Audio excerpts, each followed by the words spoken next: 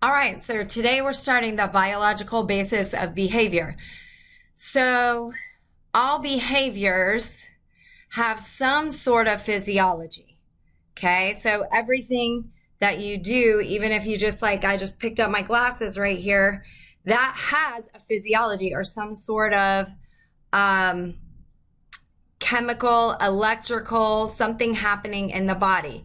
So, we like to say that everything psychological is simultaneously biological.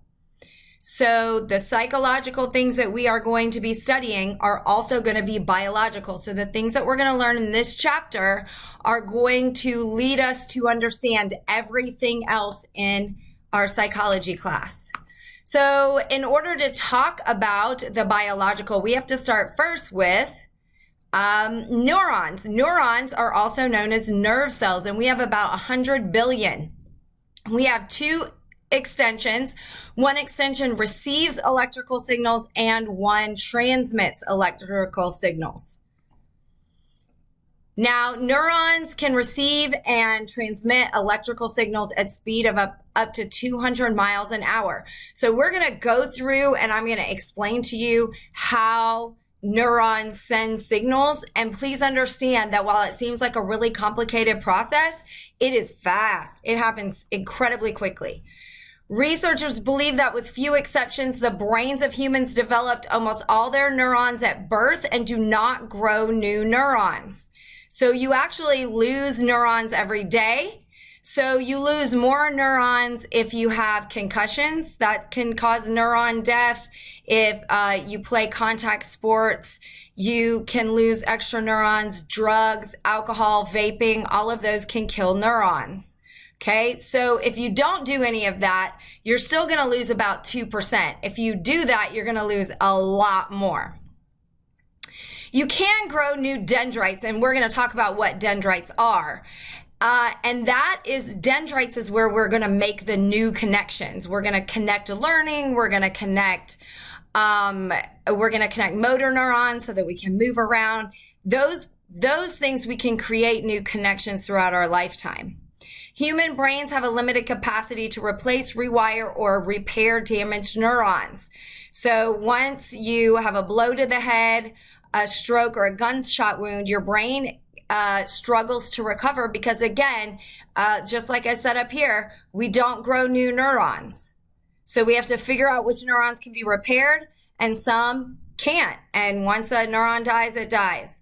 So neurons have these parts. First, the cell body, just like every cell you learned about in biology.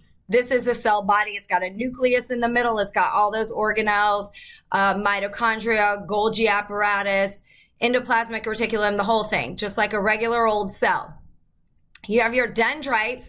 They are going to receive information and carry it to the neuron. So receive information and carry it to the neuron. So the axon carries the action potential away from the cell body. So you can remember A, away, axon, away, to the axon terminals. And the axon terminals are actually going to send the signal to the dendrite of the next neuron. Now, each one surrounding the axon, you will see some myelin. It's called a myelin sheath. And it is basically acts as insulation. So it helps speed up the transmission of a signal. Then in between, there are places where there's no myelin, and those are known as nodes of Ranvier. And nodes of Ranvier are special gaps where the axon isn't covered in myelin. So neurons pass information at the synapses, which is down here at the axon terminal. You have a presynaptic neuron that sends the message and a postsynaptic neuron that receives the message. Neurons transmit messages when stimulated by signals from our senses or when triggered by chemical signals from the body. Neurons are like batteries generating electricity from chemical events. Most signals are either excitatory, like pushing the accelerator, like let's do this thing right now, or inhibitory, which is pushing the brakes or saying, okay, we're stopping this behavior, we're stopping this action. Now, so how does this whole thing happen? First of all, when a neuron is not transmitting a signal, it has a slightly negative charge on the outside and positive charge on the inside, okay? Now, when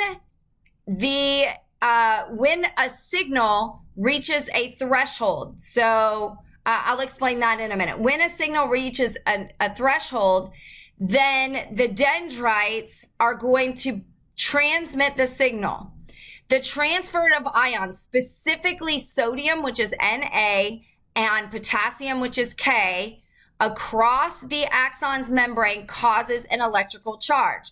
So the electrical charge inside the neuron and a chemical charge on the outside of the neuron.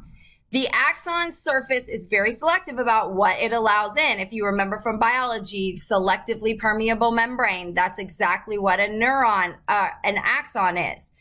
So in order to create this electrical current, because an action potential is an electrical current, it opens up the gates and allows positively charged ions to come into the cell, creating a more positive inside than outside.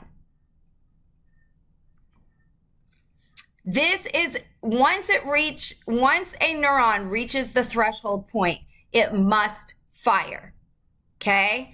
So it would be like if I'm sitting here and someone comes up and taps me a couple of times, and I'm doing something, I just kind of ignore them, and they keep tapping me harder and harder. Eventually, I'm going to turn around and be like, what do you want? That's threshold. Like the point at which you get a reaction is threshold.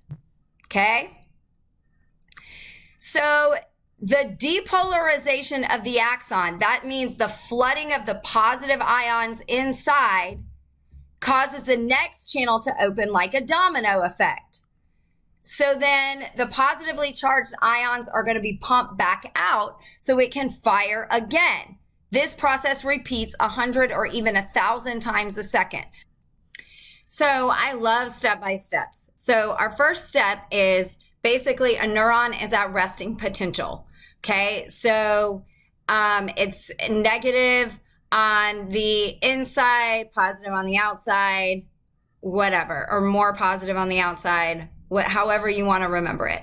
Then threshold stimulus is received. Remember, that's how we get our all or nothing response. Sodium gates are going to open first, and sodium, which is Na, is going to move into the cell. This is called depolarization. We're actually making the inside of the cell more positive because sodium is positive. Okay?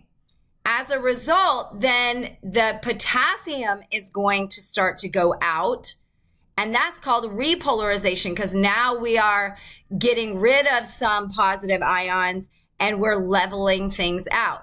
This constant back and forth between large positive charges going in and positive charges going out and flipping back and forth creates a bioelectrical current that simulates adjacent portions, and adjacent means next door, of the membrane. So this is just these channels are just opening, creating this electrical current all the way down the axon. Okay? That is a nerve impulse.